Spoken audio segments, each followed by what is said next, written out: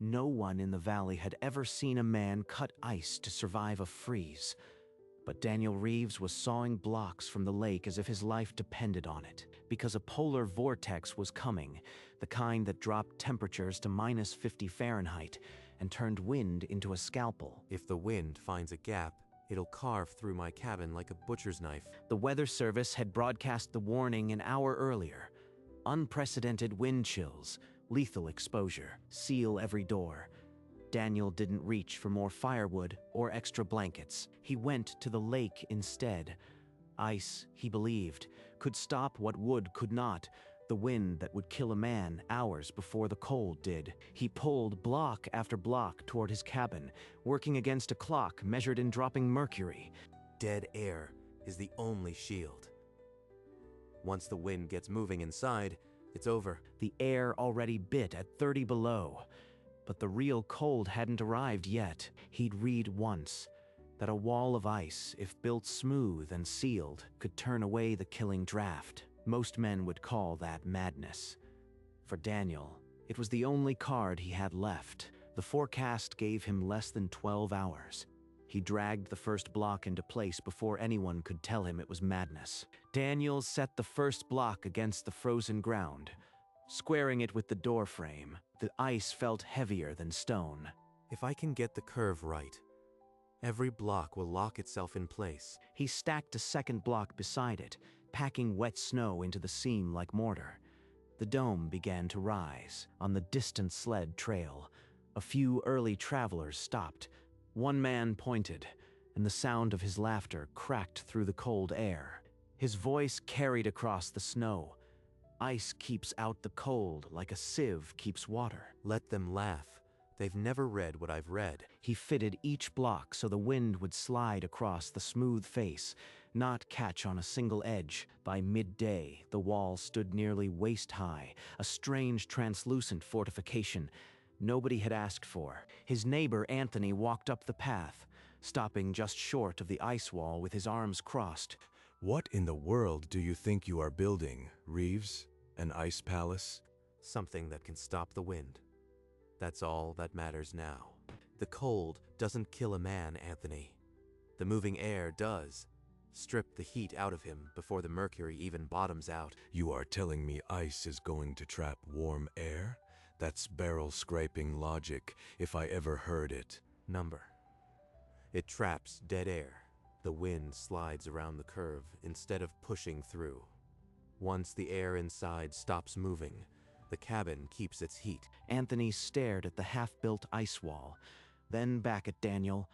The look said he'd already decided this was a waste of daylight. That ice is going to crack the first time the wind slams it, and you'll be sitting in a pile of frozen rubble with your door wide open. He'd want me to show him the journal, but he wouldn't believe in old sailor's ink any more than he believes me. Anthony didn't wait for a rebuttal. He turned his back on the ice and walked away, shaking his head. Daniel watched him go, then picked up another block. The dome wasn't going to build itself, and the hours were burning away. When the wind comes, he'll understand. Or he won't.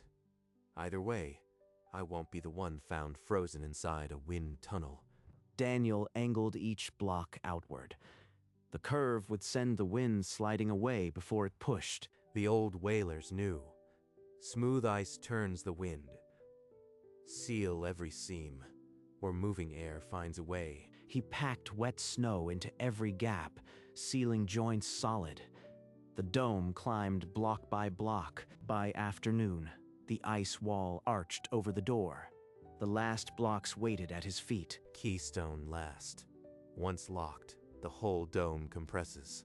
Nothing short of a sledgehammer will shift it. He lifted the final block into the arch's peak. It dropped with a deep, solid thud. The dome was complete.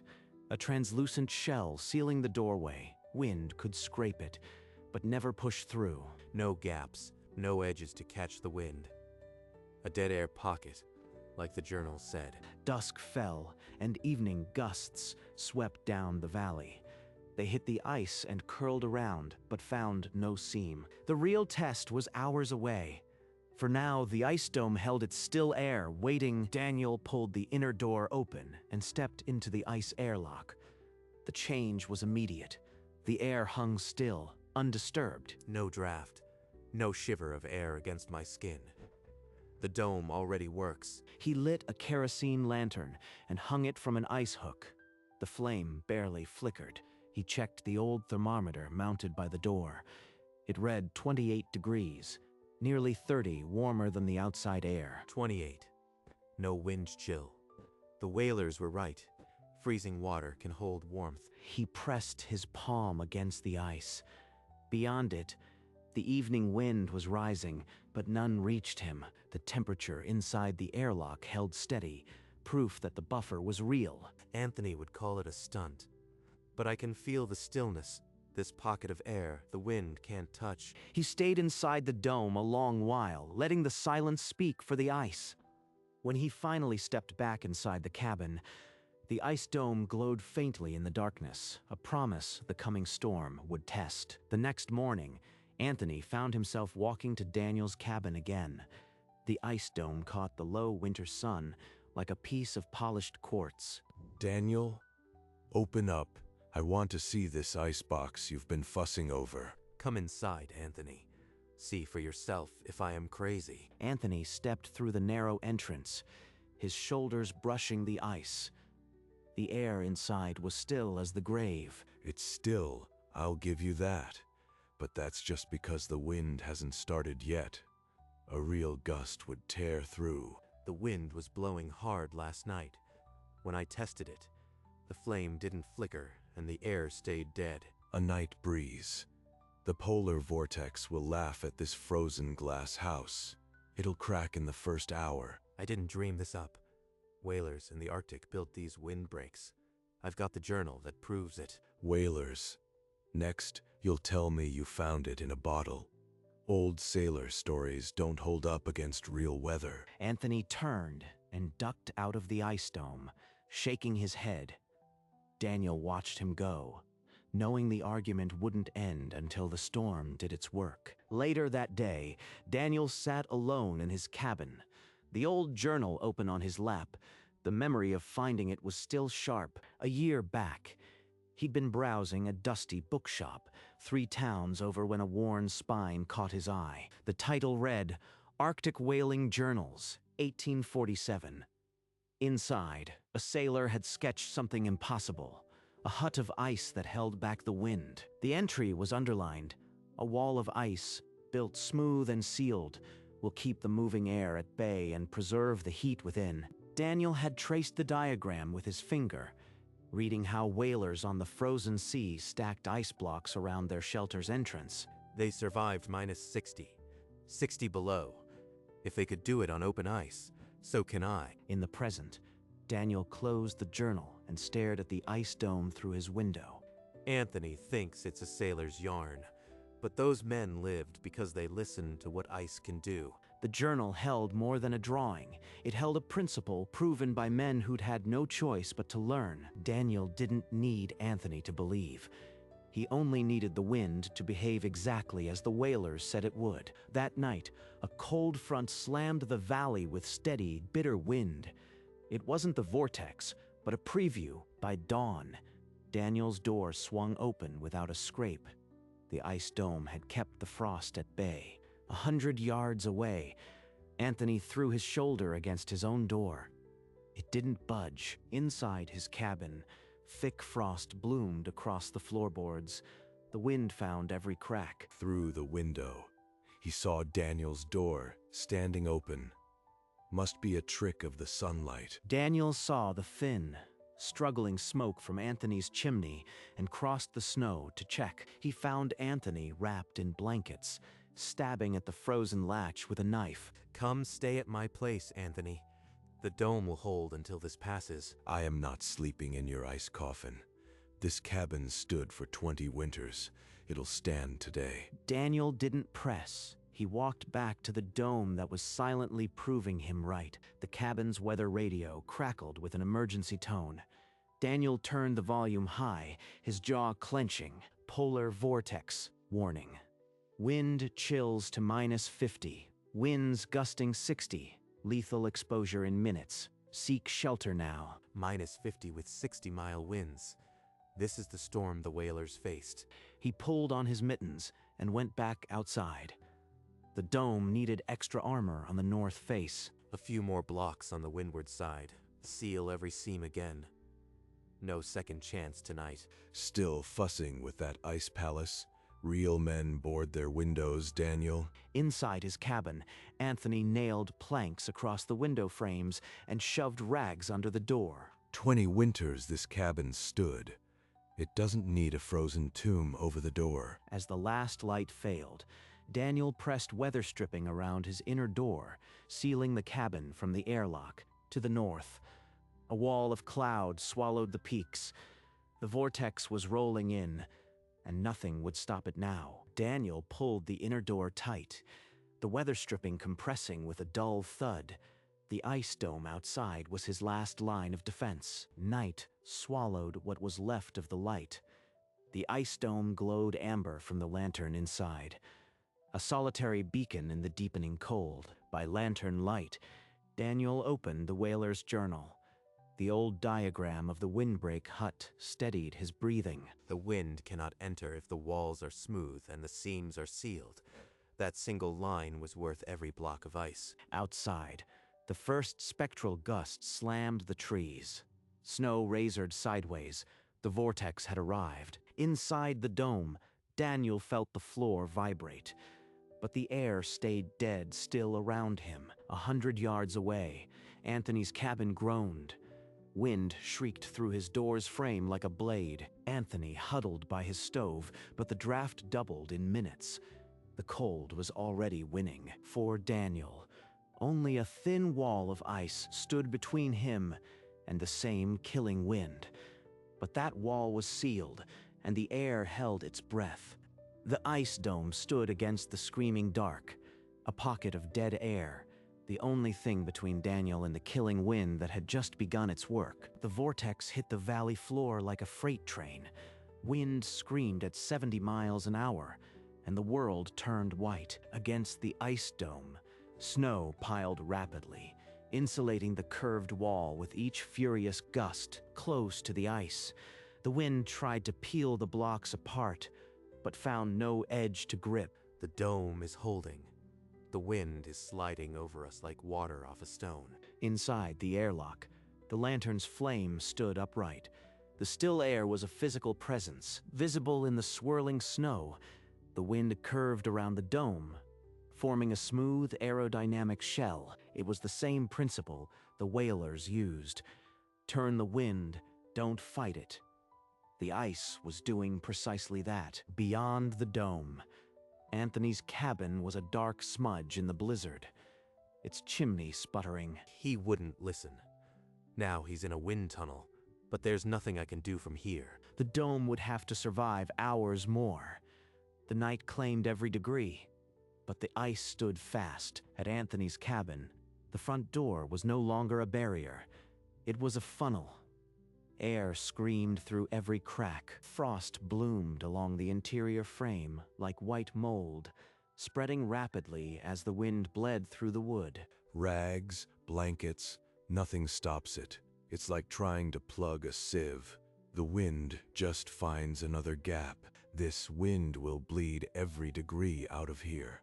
I can feel it sucking the heat right through the wood. He watched the frost climb the walls, a slow invasion. The cabin's old bones offered no defense. Daniel was right.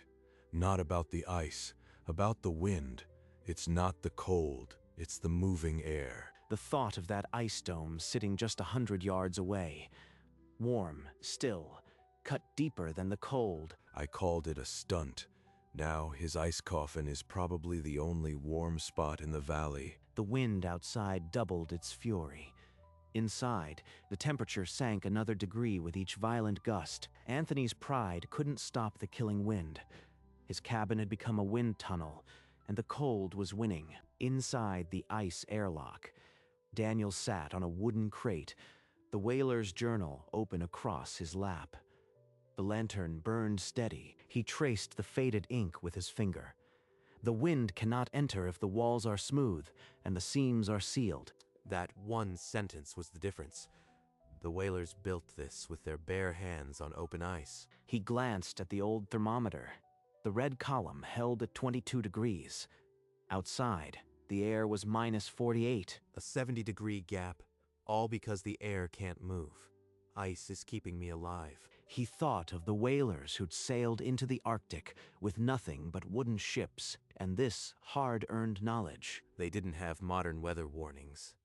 They just built what worked and survived. Now, I am doing the same. The storm screamed beyond the ice, but inside the airlock, the temperature didn't waver. This old journal isn't just paper.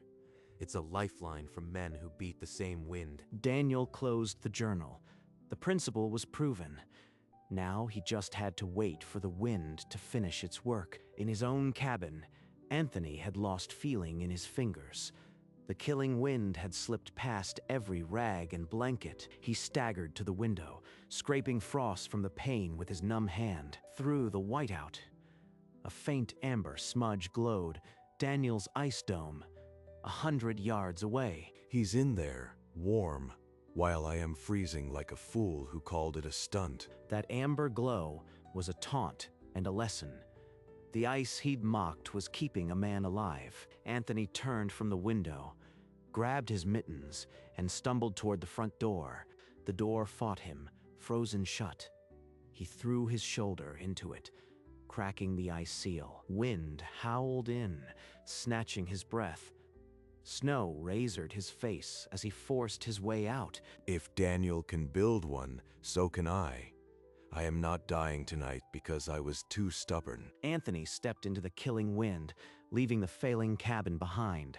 The choice was made. Anthony stumbled to a hardened snowbank beside his porch and raised the axe. The wind nearly wrenched it from his grip. Daniel cut his from the lake. I don't have the time. This drift will have to do. The axe bit deep into the frozen snowpack. Chunks split away, rough and misshapen, but solid enough. He dropped the axe and grabbed the first block. It was heavy as stone, and the wind tried to tear it from his hands. Each step toward the door was a battle. The killing wind shoved him sideways, and his fingers had no feeling. Just get it to the door. Stack it, one at a time, like Daniel did. He packed snow between the blocks with bare, reddened hands. The cold burned like fire, but he didn't stop. He stacked a second block, then a third.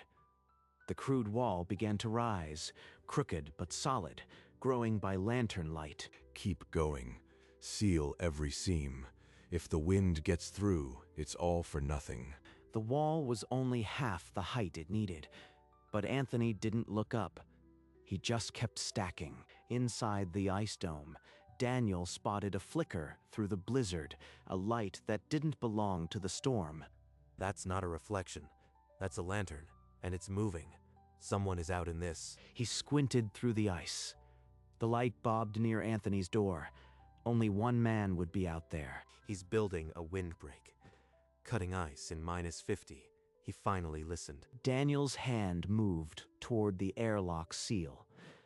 If he opened it, the killing wind would steal everything. I can't open this door. He's on his own now. All I can do is watch. The lantern jerked and bobbed. Anthony was dragging a block.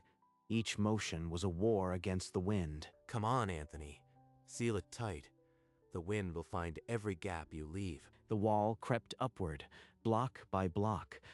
Daniel breathed in rhythm, as if willing the ice into place. He could only stand in his warm, still airlock and watch a man learn the same lesson the hard way. The wall was nearly head-high now. Anthony's arms shook with every block, but he didn't slow. Just a few more. The wind's not stopping, so neither am I. He lifted a ragged block and wedged it into the arch, forcing it tight with the last of his strength. He packed snow into the final seams with fingers that no longer bent. The cold burned past sensation. The crude dome stood, uneven, lumpy, a crooked twin of Daniel's, but closed. Anthony crawled through the narrow gap he'd left, then pulled a last block into the entrance behind him, sealing it shut. Sealed.